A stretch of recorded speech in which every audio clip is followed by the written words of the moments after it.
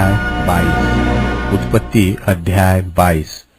इन बातों के पश्चात ऐसा हुआ कि परमेश्वर ने इब्राहिम से यह कहकर उसकी परीक्षा की कि हे इब्राहिम। उसने कहा, देख मैं यहाँ हूँ। उसने कहा, अपने पुत्र को अर्थात अपने इकलौते पुत्र इसहाक को, जिससे तू प्रेम रखता है, संग लेकर मोरियाह देश में चला जा और वहां उसको एक पहाड़ के ऊपर, जो मैं तुझे बताऊंगा, होमबलि करके चढ़ा। सो इब्राहिम बिहान को तड़के उठा और अपने गड्ढे पर काठी कसकर अपने दो सेवक और अपने पुत्र इसहाक को संग लिया और होमबलि के लिए लकड़ी चीर ली। तब कूच करके उस स्थान की ओर चला जिसकी चर्चा परमेश्वर ने उससे की थी। तीसरे दिन इब्राहिम ने आंखें उठाकर उस स्थान को दूर से देखा और उसने अपने सेवकों से कहा, गड्ढे के पास यही ठहरे रहो और यह लड़का और मैं वहां तक जाकर और दंडवत करके फिर तुम्हारे पास लौट आऊंगा। सो इब्राहिम ने होमबलि की लकड़ी लेकर अपने पुत्र इसहाक पर ला दी और आग और छुरी को अपने हाथ में लिया और वे दोनों एक साथ चल पड़े। इसहाक ने अपने पिता इब्राहिम से कहा, हे मेरे पिता। उसने कहा, हे मेरे पुत्र, क्या बात है? उसने कहा, देख आग और लकड़ी तो है, पर होमबलि के लिए भेड़ कहाँ है?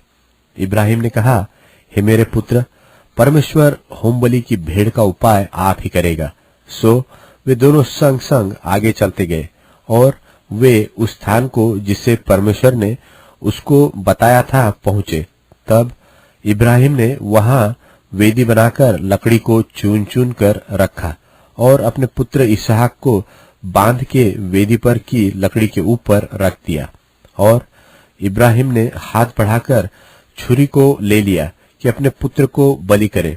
तब यहोवा के दूत ने स्वर्ग से उसको पुकार के कहा, हे इब्राहिम, हे इब्राहिम। उसने कहा, देख मैं यहाँ हूँ। उसने कहा, उस लड़के पर हाथ मत बढ़ा और न उससे कुछ कर, क्योंकि तूने जो मुझसे अपने पुत्र वरन अपने इकलौते पुत्र को भी नहीं रख छोड़ा, इससे मैं अब जान गया कि तू परमेश्वर का भय मानता है। तब इब्राहिम ने आंखें उठाई और क्या देखा कि उसके पीछे एक मेंढा अपने सींगों से एक झाड़ी में फंसा हुआ है। सो इब्राहिम ने जाके उस मेंढे को ले लिया और अपने पुत्र की संति होमबलि करके चढ़ाया और इब्राहिम ने उस स्थान का नाम यहोवा ईरे रखा। इसके अनुसार आज तक भी कहा जाता है कि यहोवा के पहाड़ पर उपाय किया जाएगा।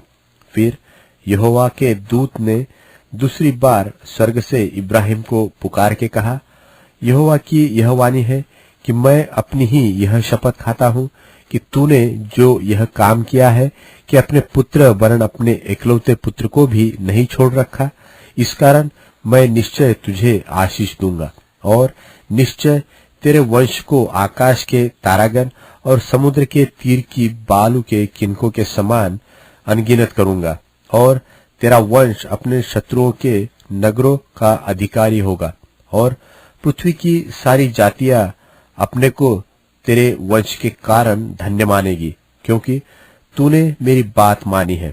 तब इब्राहिम अपने सेवकों के पास लौट आया और वे सब बेरशेबा को संग संग गए और इब्राहिम बेरशेबा में रहता रहा।